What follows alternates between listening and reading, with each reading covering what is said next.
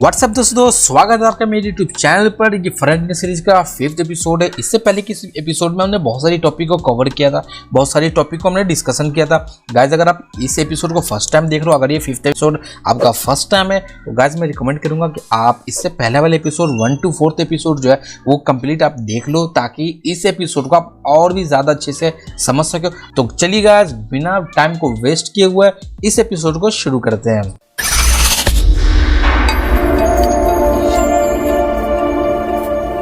Guys episode शुरू करने से पहले मैं एक बात कहना चाहूंगा, अगर आप इस चैनल पे फर्स्ट टाइम आए हो तो आप इस चैनल को सब्सक्राइब कर लो, ताकि फ्रंट एंड सीरीज का जब भी मैं नया वीडियो अपलोड करूं अपने चैनल पर तो वो आप तक पहुंच जाए, नोटिफिकेशन आपको आ जाए और आप बिना सर्च किए बिना टाइम वेस्ट किए उस एपिसोड को आप देख लो। तो गाइज HTML को लिखने के लिए, रन करने के लिए हम एक IDE की जरूरत पड़ेगी। वैसे तो आप HTML को आप सिंपल से नोटपैड में भी लिख के रन कर सकते हो, लेकिन अगर आप एक डेवलपर बनना चाहते हो और भी कोई प्रोग्रामिंग लैंग्वेज आप यूज़ करते हो तो आपको एक IDE की ज़रूरत पड़ेगी। IDE का मतलब होता है इंटीग्रेटेड डेवलपमेंट इन्वायरमेंट। ये IDE आपको पूरा कंप्लीट इन्वायरमेंट प्रोवाइड करता है। इसमें आप कोड को रन कर सकते हो, लिख सकते हो, डिबग कर सकते हो और डिप्लॉय भी कर सकते हो। वैसे तो गाइस बहुत सारी IDE मार्केट में अवेलेबल है जैसे कि सबलाइम, वेबस्टॉर्म और VS कोड। ये कुछ IDE जो कि काफ़ी फेमस है और इसका इस्तेमाल ज़्यादा होता है। लेकिन इन सभी IDE में से एक IDE ऐसा है VS कोड जिसका इस्तेमाल सबसे ज़्यादा होता है और मैं खुद भी इसका इस्तेमाल करता हूँ। मैं रिकमेंड भी करता हूँ कि आप इसको यूज़ करो। ये बहुत ही फ़ायदेमंद है, बहुत ही हेल्पफुल साबित होगा अगर आप आगे प्रोग्रामिंग करते हो। तो गाइज ये रहा हमारा जो विजुअल स्टूडियो कोड है, इसका वेलकम स्क्रीन। तो गाइज अगर आप सोच रहे हो कि मैं इसको कहाँ से डाउनलोड करूँ, कैसे डाउनलोड करूँ और ये क्या फ्री है कि पेड है, तो गाइज ये बिल्कुल ही फ्री है। ये माइक्रोसॉफ्ट का सॉफ्टवेयर है विजुअल स्टूडियो कोड। ये पब्लिकली कंप्लीटली फ्री है और इसको डाउनलोड कैसे करना है टेंशन लेने की जरूरत नहीं है। मैं आपको इसका सिंपल डाउनलोड लिंक में डिस्क्रिप्शन में दे दूंगा। अब वहाँ पे जाओ, क्लिक करो और डाउनलोड कर लो, टेंशन नहीं लेना। चलिए अब हम अपने प्रोजेक्ट शुरू करते हैं। पहले हम अपने डेस्कटॉप पे एक फोल्डर क्रिएट करते थे जहाँ के हमारा पूरा का पूरा प्रोजेक्ट जो होगा वो स्टोर्ड होगा। तो फोल्डर हम क्रिएट कर देंगे। फोल्डर का नाम हम देते हैं फ्रंट एंड, जो कि हमारा कोर्स है। अब हमने जो फोल्डर क्रिएट किया डेस्कटॉप पे, अब उसको हम विजुअल स्टूडियो में ओपन करेंगे। फोल्डर ओपन करने का बिल्कुल ईजी है। आपको सिंपली फाइल ऑप्शन पे जाना है। फाइल ऑप्शन पे जाने के बाद यहाँ पे आप देख सकते हो कुछ ऑप्शन है। क्या है? Open folder. सिंपली आपको इस पर क्लिक करना है। जो आपके फोल्डर है उसको आप यहाँ पे आप सिलेक्ट कर लो। फोल्डर हमारा कौन सा है? फ्रंट एंड का फोल्डर है। इसको हम यहाँ से सिलेक्ट कर लिए। अब VS कोड के अंदर जो हमारा फोल्डर था वो ओपन हो चुका है। तो अब हम फाइल जनरेट करेंगे जो कि हमारा HTML का फाइल होगा। फाइल जनरेट करने के लिए आपको सिंपली Ctrl+N प्रेस करना है। अगर आपको Ctrl+N आपका काम नहीं कर रहा है तो मैं इसको कट कर देता हूँ। आप फाइल पे क्लिक करने के बाद जो न्यू फाइल का ऑप्शन यहाँ पे आप देख सकते हो। फर्स्ट ऑप्शन है हमारा न्यू फाइल। इसको हम क्लिक करके न्यू फाइल आप क्रिएट कर सकते हो। अब इसको हम सेव कर देंगे। ये जो हमारा फाइल है सेव हो चुका है। अब गाइज एक और चीज जो कि हमें जरूरत पड़ेगा वो है इसके एक एक्सटेंशन का। एक्सटेंशन डाउनलोड करने के लिए सिंपली आप लेफ्ट पैनल पे आप देख सकते हो ये एक्सटेंशन ऑप्शन है। सबसे लास्ट में आप देख सकते हो यहाँ पे ऑप्शन है एक्सटेंशन का। इसको क्लिक करना है और इसमें आपको सर्च करना लाइव सर्वर। यहाँ पे देख सकते हो गाइज ये मेरा जो एनेबल है पहले से लाइव सर्वर। इसका नाम आप देख सकते हो। इसका जो क्रिएटर है इसका भी नाम आप देख लो। सेम बिल्कुल ही आप डाउनलोड करना। बाकी तो बहुत सारी है, लेकिन जो फर्स्ट नंबर पे जो सबसे अच्छा सर्वर है वो ये है लाइव सर्वर। इसका आप इसको इंस्टॉल करके सिंपली इसको इनेबल आप यहाँ से कर लो। गाइस HTML जो होता है बेसिकली 2 स्कोप पे काम करता है। 2 स्कोप क्या है? सिंपली जब आप ये कोड देख रहे हो आप तो इसमें आप देख सकते हो ये जो हमारा सिंपल जो HTML जो हम सिंपली हम लिखते हैं वो तो हमारा यहाँ से यहाँ तक है जो HTML हमारा शुरू है।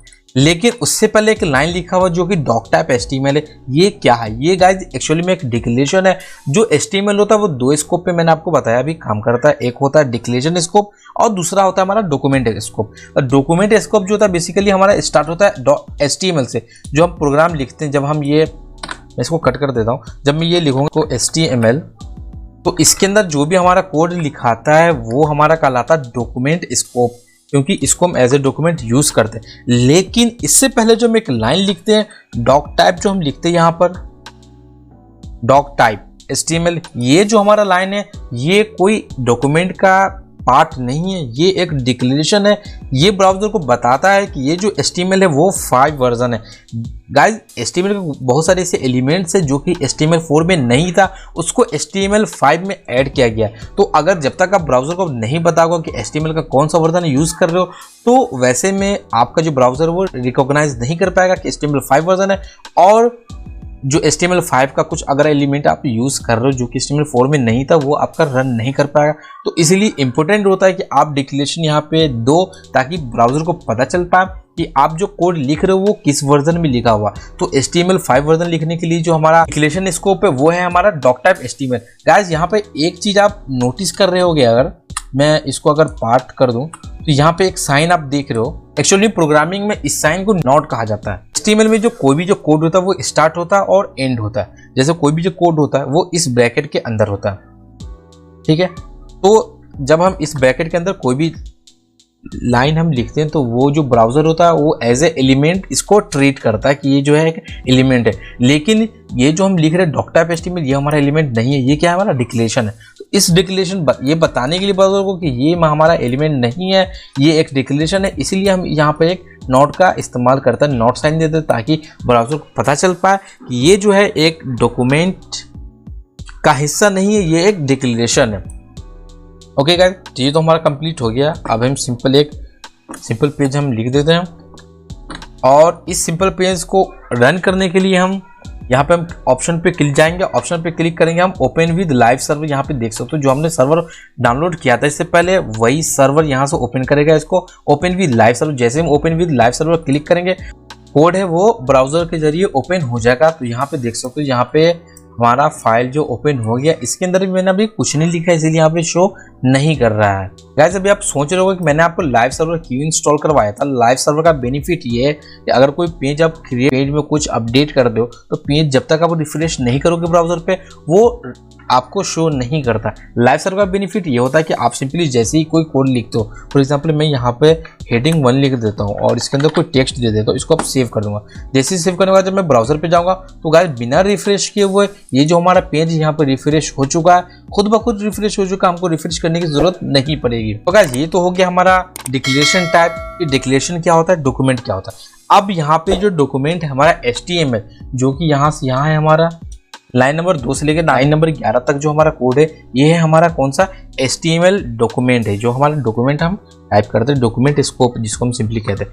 अब यहाँ पर जो HTML का कोड होता है उसमें 2 सेक्शन होता है। 2 सेक्शन गाइस कौन कौन सा होता है। पहला सेक्शन होता है हेड सेक्शन। तो हमारा HTML है, मान लीजिए ये हमारा HTML का पूरा एलिमेंट जो आप ब्राउजर पे देखते हो, इसमें बेसिकली 2 सेक्शन होता है। 2 सेक्शन कौन कौन सा होता है। सबसे पहला होता है हमारा हेड सेक्शन, जो कि आप ब्राउजर पे नहीं देख सकते। वो गाइस अगर आप SEO का नाम कभी सुने होगा, सर्च इंजन ऑप्टिमाइजेशन, और बहुत सारी चीजें जैसे गूगल रैंकिंग करता है, गूगल वेबसाइट जो शो करता है वो किसी भी ना पे शो करेगा। गूगल को जो हम डेटा देता है, गूगल हमारे डेटा को डायरेक्ट रीड नहीं करता, उसको जो हम डेटा देते हैं, उसको जो कुछ टाइटल देते या कुछ भी जो देते वो हम एक मीटा डेटा के अंदर देते, और वो सारा का सारा मीटा डेटा हमारा लिखा था हमारे हेड सेक्शन के अंदर। तो हमारे HTML का 2 सेक्शन हो गया, यहाँ पे एक हेड सेक्शन हो गया और दूसरा बॉडी सेक्शन हो गया। हेड सेक्शन में जो हमारा जितना भी जो कोड होता है वो हेड के अंदर ओपन होता है और हेड के अंदर क्लोज होता है। क्या आने वाला कोई भी कोड ब्राउजर पे आपको डिस्प्ले नहीं करेगा। इसका काम SEO में होता है और ब्राउजर को बताने में होता है कि हम क्या इस्तेमाल करें, कैसे इस्तेमाल करें, और बहुत सारी चीज़ें हम लिंक करते हैं वो आपको मैं आगे बता दूंगा क्या क्या हम लिंक करते हैं, कैसे लिंक करते हैं। तो वो सारा चीज होता है हमारा हेड सेक्शन में आता है। और दूसरा सेक्शन जो होता है, जो मेन सेक्शन होता है हमारा, वो होता है हमारा बॉडी सेक्शन। इस बॉडी सेक्शन के अंदर हम पूरा का पूरा जो कोड होता है, लाइन ऑफ कोड जो होता है हमारा HTML का, वो कंप्लीट हम इस बॉडी सेक्शन के अंदर हम लिखते हैं। तो गाइस आप समझ गए होंगे जो हमारा HTML होता है वो 2 सेक्शन में बटा होता है। पहला सेक्शन होता है हमारा हेड सेक्शन और दूसरा सेक्शन जो होता है हमारा वो बॉडी सेक्शन होता है। अब गाइस हम कुछ ऐसे बेसिक्स एलिमेंट के बारे में जानेंगे जो कि हेड सेक्शन में इस्तेमाल होता है। मैंने आपको अभी बताया था बहुत सारे एलिमेंट जो होता है जो हेड सेक्शन में इस्तेमाल करते हैं, और बहुत सारा जो होता है हमारा वो हम बॉडी सेक्शन में इस्तेमाल करता है। गाइस मैं आपको ब्राउजर पे ले जाकर मैं आपको दिखा देता हूँ कि हेड सेक्शन और बॉडी सेक्शन काम कैसे करता है। तो मैं एक डॉक्यूमेंट बना लेता हूँ। ये जो हमारा टाइटल है डॉक्यूमेंट है, इसको हम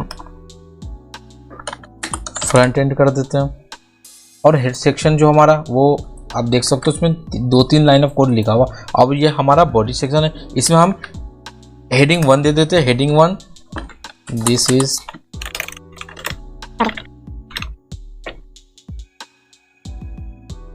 दिस इज बॉडी सेक्शन। ये हमारा एक सिंपल सा HTML का डॉक्यूमेंट क्रिएट हो गया।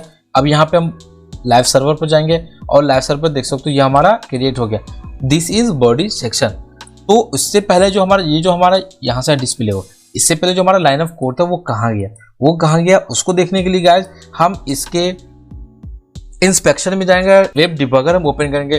गाइस वेब डिबगर क्या होता है इसके पहले एपिसोड मैंने आपको बता चुका हूं, अगर आपने नहीं देखा तो आप आई बटन पे क्लिक करो, हमने पूरा का पूरा प्लेलिस्ट क्रिएट कर रखा, वहां पे आप जाओ और पिछले एपिसोड आप देख लो। इसलिए आपको आप F12 प्रेस करना है, F12 जैसे ही प्रेस करोगे हमारा डिबगर ओपन हो चुका है।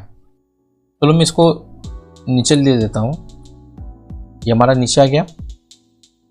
अब हम देखेंगे ये जो हमारा सिंपल है जो कोड लिखा हुआ, ये तो हमारा बॉडी सेक्शन का कोड है। तो हेड सेक्शन हमारा कहाँ गया वो देखने के लिए हम एलिमेंट पे क्लिक करेंगे। अब देख सकते हो ये हमारा हेड सेक्शन है जो कि डिस्प्ले नहीं कर रहा है, लिखा हुआ है यहाँ पे सिंपली आ रहा है, ये देखो पूरा का पूरा लिखा हुआ यहाँ पे डिस्प्ले। इसका जो टाइटल ऑप्शन है यहाँ पे आप गाइस देख सकते हो, हेड सेक्शन में जो टाइटल वो कहाँ गया, वो यहाँ गया। जो हमारा टैब का जो टाइटल है वो टैब का ना होकर के जो हमारा HTML का फाइल होता है उसका टाइटल होता है, तो टाइटल यहाँ गया। अब ये व्यू पोर्ट का काम क्या है, कैसे काम करता है, ये गाइस मैं आगे बताऊंगा। ये रिस्पॉन्सिव वेब पेज का आप अगर नाम सुने होंगे, रिस्पॉन्सिव वेब पेज जो होता है उसमें काम आता है। ये डिवाइस विड्थ क्या होता है, व्यू पोर्ट क्या होता है, बहुत सारी चीज़ें जो हम आगे डिस्कशन करेंगे। तो सिंपली गाइस आप समझ चुके हो कि हेड सेक्शन क्या होता है, अब बॉडी सेक्शन क्या होता है। अब हेड सेक्शन बॉडी सेक्शन आप गाइस आप समझ गए हो। अब हम कुछ ऐसे बेसिक्स एलिमेंट के बारे में डिस्कशन करेंगे जो कि हेड सेक्शन में इस्तेमाल होता है। तो सबसे पहला जो बेसिक्स एलिमेंट है जो कि हमें यूज करना ही करना होता है जब हम कोई भी HTML का वेब पेज हम बनाते हैं, वो है हमारा टाइटल। वो है हमारा टाइटल का इस्तेमाल क्या होता है मैंने आपको अभी दिखाया। ये जो हमारा जो टैब जो ओपन होता है, ये जो टाइटल होता है वो यहाँ पे शो करता है। जो मेन जो हमारा वेब पेज होता है, जब हम वेबसाइट बनाते हैं, वेब एप्लीकेशन बनाते हैं, तो उसका नाम क्या होगा वो टाइटल में ही लिख करके हम ब्राउजर को बताते हैं कि ये जो हमारा वेब पेज है इसका टाइटल आपको ये देना, मैंने मेटा डेटा में आपको दे रखा है। तो ये हो गया हमारा टाइटल। इसके बाद जो दूसरा हमारा होता है लिंक। ये गाइस बहुत ही इंपॉर्टेंट है। इसका बेनिफिट क्या होता है, जब आप कोई फाइल इसमें लिंक कर दो, चाहे वो जावास्क्रिप्ट हो या CSS हो या बहुत सारे आइकन्स या एक्सटर्नल स्क्रिप्ट जो हम लिंक करते हैं, तो उसके लिए हमें इस्तेमाल करना पड़ता है लिंक आइकन का। इससे हम सिंपली लिंक पे क्लिक करके लिंक CSS, यहाँ पे जो हमारा स्टाइल शीट है यहाँ पे हम इसको लिंक कर देते हैं। किस टैग से करते हैं हम, LINK। लिंक जो हमारा एलिमेंट है, इससे हम किसी भी पेज को, इमेजेस को हम यहाँ पे हम लिंक कर सकते हैं। तो ये हमारा लिंक टैग हो गया। इसके बाद थर्ड नंबर पे हमारा मेटा डेटा। मेटा डेटा तो गाइस बहुत ही इंपॉर्टेंट है। ये जो आप अगर SEO का नाम सुने होंगे, SEO search engine optimisation, search engine optimisation जो पूरा का पूरा काम करता है वो कंप्लीटली मेटा डेटा पे ही डिपेंड होता है। आप गूगल करते हो, कुछ सर्च करते हो, how to create YouTube channel, मान लिया आप सर्च करो, तो किस वेबसाइट को कहाँ पर शो करना है, ये जो कंप्लीटली डिसाइड होता है वो कंप्लीटली मेटा डेटा ही से ही डिसाइड होता है। कोई भी जो सर्च इंजन हमारे फाइल को इंडेक्स करता है, हमारी वेबसाइट को जो इंडेक्स करता है, वो कंप्लीटली मेटा डेटा पे डिपेंड होता है। मेटा डेटा जो हमारा SEO का एक इम्पोर्टेंट पार्ट है। तो मेटा डेटा से हम ब्राउजर को हम बताते हैं कि हमारा वेबसाइट जो है, हमारा जो एप्लीकेशन जो है वो क्या है, उसका टाइटल क्या है, उसका डिस्क्रिप्शन क्या है, उसका अर्थ कौन है, कब लिखा गया, कब अपडेट किया गया, वो कंप्लीटली जो हम लिखते हैं मेटा डेटा के हम अंदर लिखते हैं। तो गाइस ये हो गया हमारा टाइटल, लिंक, मेटा डेटा। इसके बाद जो हमारा आता है वो इन सभी टैग से, इन सभी एलिमेंट से अलग है, वो है हमारा स्टाइल। जब हम एक एक्सटर्नल स्टाइल शीट हम बनाते हैं तो सिंपली हम लिंक टैग्स, लिंक एलिमेंट्स हम इसको लिंक कर देते हैं अपनी वेब पेजेस के अंदर कि भैया ये हमारा स्टाइल शीट है, इसको आप यहाँ पे लिंक कर लो, ठीक है, हो गया।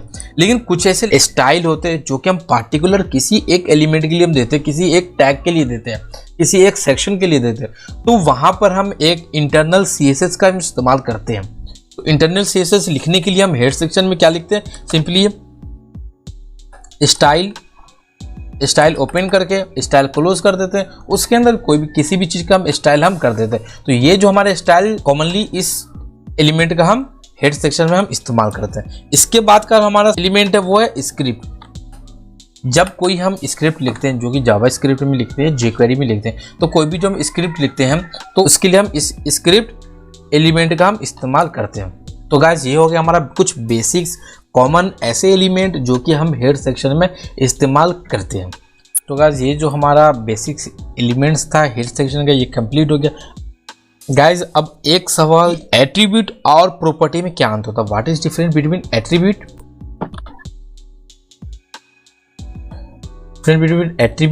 And properties? गाइस ये बहुत ही इंपॉर्टेंट क्वेश्चन है और इस क्वेश्चन का जब आप इंटरव्यू देने चाहोगे किसी कंपनी में तो सबसे पहला जो सवाल पूछा जाता है एट्रीब्यूट और प्रॉपर्टी में क्या डिफरेंस होता है। जब हम एक CSS फाइल बनाते हैं, जब हम एक इंटरनल CSS फाइल बनाते हैं, स्टाइल फाइल जब हम बनाते हैं, H1 टैग, इसका में कलर हमको चाहिए कलर रेड। तो ये जो कलर रेड जितना भी H1 टैग होगा पूरे के पूरे बॉडी सेक्शन में उसका कलर ये रेड कर देगा। ये जो हमारा H1 टैग है इसकी प्रॉपर्टी है कि ये कलर इसका रेड होगा। लेकिन जब हम किसी एक पार्टिकुलर एलिमेंट में जाकर के जब हम डिफाइन करते हैं text is equal to green, इसका हम कोड कर देंगे।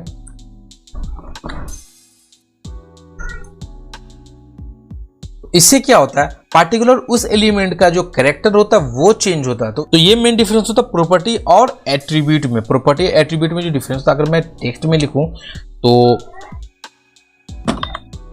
एट्रीब्यूट डिफाइन एडिशनल फंक्शनलिटी और HTML टैग।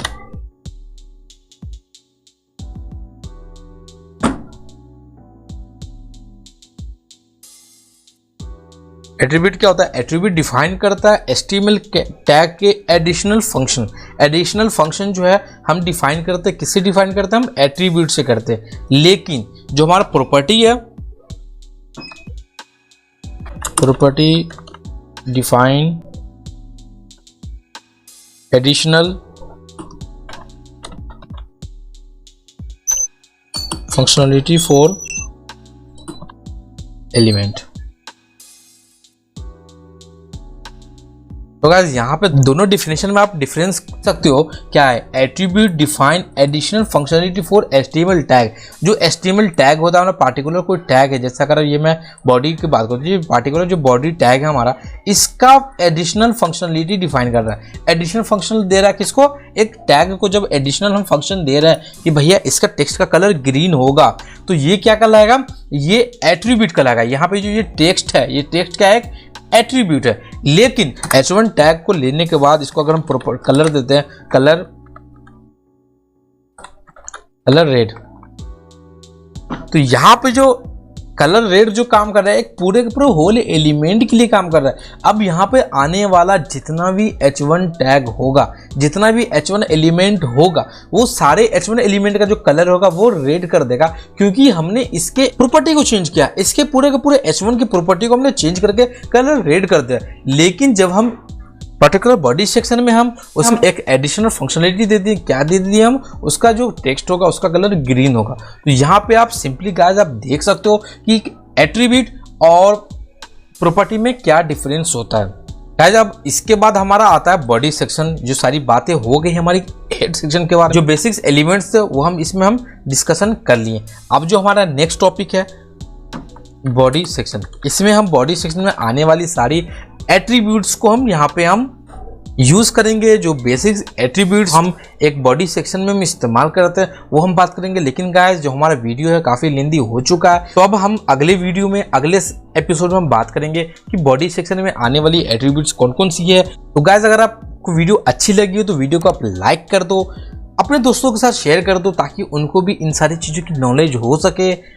अगर आपको अभी भी कोई बात ऐसी जो समझ में नहीं आई हो, या कोई ऐसी बात जो आप मुझसे कहना चाहते हो, तो प्लीज़ आप कमेंट सेक्शन का इस्तेमाल कीजिए। वहाँ पे आप मुझे बताइए और इंशाल्लाह मैं पूरी कोशिश करूँगा कि मैं आपके उस कमेंट का रिप्लाई दे सकूँ।